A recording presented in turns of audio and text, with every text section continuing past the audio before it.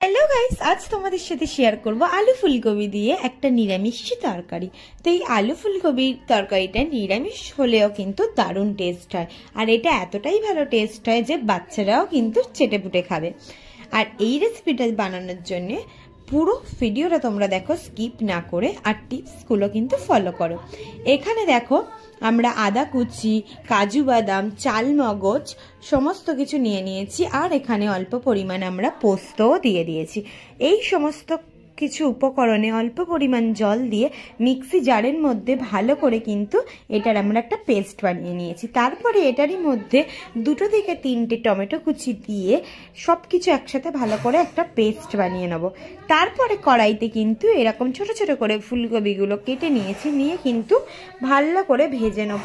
একদম লাল লাল করে ফুলকপি ভাজা হয়ে গেলে আলাদা একটা জায়গায় কিন্তু ফুলকপি ভাজাগুলোকে রেখে দিয়েছি। তারপরে ওই কড়ার মধ্যে আমরা দিয়ে দিয়েছি এরকম আলুগুলোকে এইরকমভাবে কেটে নিয়ে আলুগুলো নুন ছড়িয়ে ভালো করে কিন্তু লাল লাল করে ভেজে নেব। আস্তে আস্তে দেখতে পাচ্ছ কালারটা কতটা চেঞ্জেস আসছে। তারপরে দেখো একদম যখন লাল লাল ভাজা হয়ে যাবে তখন কিন্তু আমরা আলাদা একটা জায়গায় আলুগুলোকে তুলে রাখছি। একে একে কিন্তু সমস্ত আলুগুলো তুলে নেব।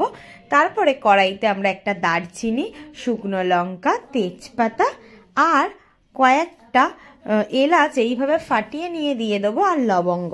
এই সমস্ত মশলা কিন্তু ফোড়ন দিয়ে আমরা যে পেস্টটা করে রেখেছিলাম টমেটো, কাজু বাদাম আর চালমগজের, সেই পেস্টটা কিন্তু আমরা এখানে দিয়ে দিয়েছি। তার সাথে দিয়ে দিয়েছি শুকনো লঙ্কা বাটা। এরকম কিন্তু শুকনো লঙ্কা বাটা তোমরা ইউজ করতে পারো, এটা কিন্তু খুব ভালো হয়। তো এরকম শুকনো লঙ্কা বাটা দিয়ে ভালো করে মশলাটাকে আমরা কষিয়ে নিয়েছিলাম। মশলাটার কাঁচা ভাবটা মরে গেলে এরকম একটা কালার চলে আসবে কষাতে কষাতে। তারপরে কিন্তু আমরা এখানে ভেজে রাখা আলুগুলোকে মশলাটার সাথে অ্যাড করে দেবো। একে একে সমস্ত আলুগুলো দেয়া হয়ে গেলে মশলাটার সাথে, গ্রেভিটার সাথে ভালো করে আলুগুলোকে কিন্তু আমরা মিক্সড করে নেব। একদম ভালো করে আলুটা কষানোর পরে এখানে আমরা দিয়ে দেবো ফুলকপিটা। ভেজে রাখা ফুলকপি দেওয়া হয়ে গেলে সমস্ত কিছুকে কিন্তু আমরা আরও ভালো করে মিক্সড করে নেব, দেখতেই পাচ্ছ।